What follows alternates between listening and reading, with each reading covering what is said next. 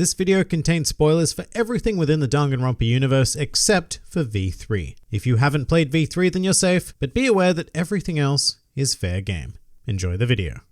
No matter how intensely the stormy seas may batter me, I will not fall as long as my feet are firmly planted. And if you can't do it alone, just find someone to support you, and you can support them back.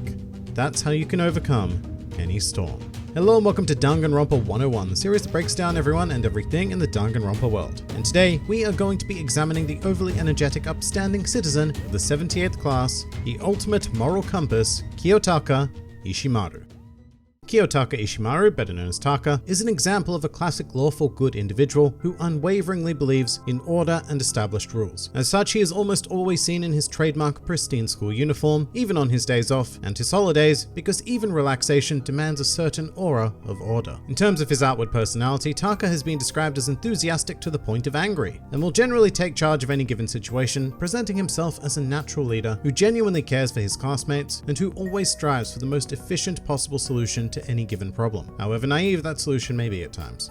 Just for an example, upon the commencement of the very first class trial, Taka simply suggested that the killer raise their hand. Despite all of this, Taka has a more sensitive side and actually suffers from very low self-esteem, with a core desire simply to make friends. However, he believes that his general nature is more of a nuisance to others. However, Taka has his reasons for striving forward in his own unrelenting manner, which can be traced back to his grandfather, Toranosuke Ishimaru, who at one point was the Prime Minister of Japan and a man who was widely labeled as a natural genius. As a result, Taka believed that his grandfather attained that position through genius alone rather than any form of hard work, which may not necessarily have been an issue until Toranosuke got caught up in a scandal and was forced to resign as Prime Minister. Furthermore, due to the now deep mistrust of the Ishimaru name, their family business collapsed and they were saddled with massive debts, which still had not been paid off by the time we met Taka in Trigger Happy Havoc. But Taka took his grandfather's failure as a life lesson and resolved to restore honor to the Ishimaru family name through raw hard work, and would go on to sacrifice integral aspects of his childhood in order to excel at his studies. And ironically, Taka's hard work and dedication to honor would be noticed by the talent scouts of Hope's Peak Academy, and he would be designated with the title of the ultimate moral compass and accepted into the 78th class. But unfortunately, as with all students in this class, when the tragedy struck the world, this meant that Taka would be sealed within Hope's Peak Academy to preserve some semblance of hope for the world, a notion which was then heavily skewed by his fellow classmate and ultimate despair, Junko Enoshima, who erased their memories and forced them to participate in the killing school life killing game.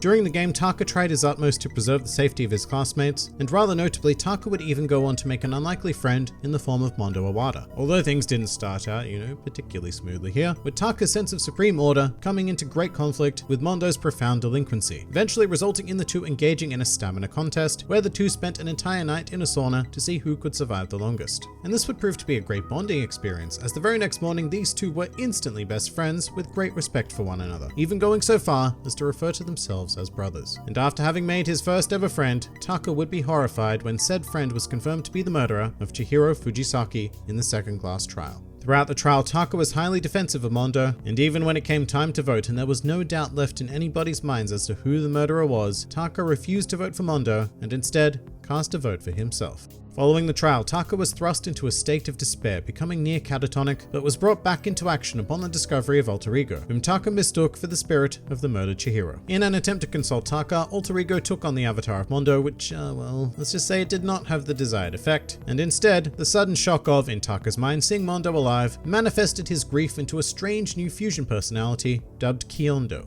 As Kyondo, Taka's sense of order became significantly more aggressive and self-destructive, even going so far as to develop a conflict with fellow student Hifumi Yamada over Alter Ego, which would eventually culminate in Taka's ultimate fate. In a plot masterminded by Celestia Ludenberg, Taka was lured into the science storage room and bludgeoned on the back of the head by Hifumi, which killed Taka instantly and made his murder one half of a double bill that sparked the third class trial, which eventually culminated in Celestia being found guilty and being executed. Small fun facts about Taka. Despite being dead, Taka would go on to appear in Danganronpa 3 as part of Makoto's hallucination along with the rest of the departed members of the 78th class. To add to the great tragedy that is Kiyotaka Ishimaru, apparently, the developers were originally planning on elaborating on his middle school life. However, in their own words, they stopped because it looked like it was going to take a dark turn. And given our familiarity with the Danganronpa universe, one can only wonder what may have been considered too dark to include. One of Taka's more unique traits is also his belief that when the body is naked, so is the soul, meaning that in his mind, showing each other their naked bodies helps two men form a mutual trust. Despite it not being required, Taka had an execution prepared for him should he turn murderous and be found guilty, which was called Prime Minister Ishimaru Kiyotaka's inaugural parade, and it is described as follows. Taka sits on a vehicle and answers people's cheers in the middle of a huge, gorgeous parade. The crowd has posters that say things such as "Hooray for Prime Minister Ishimaru." In the next moment, Monokuma pops up, resembling Golgo 13, and kills him with a shot through the heart. And finally, a truly useless fact about underwear. In his school days, Taka wore simple, pure white briefs, which were his grandfather's preferred brand of underwear, and allegedly support all ideal Japanese men, whatever that means, from down below.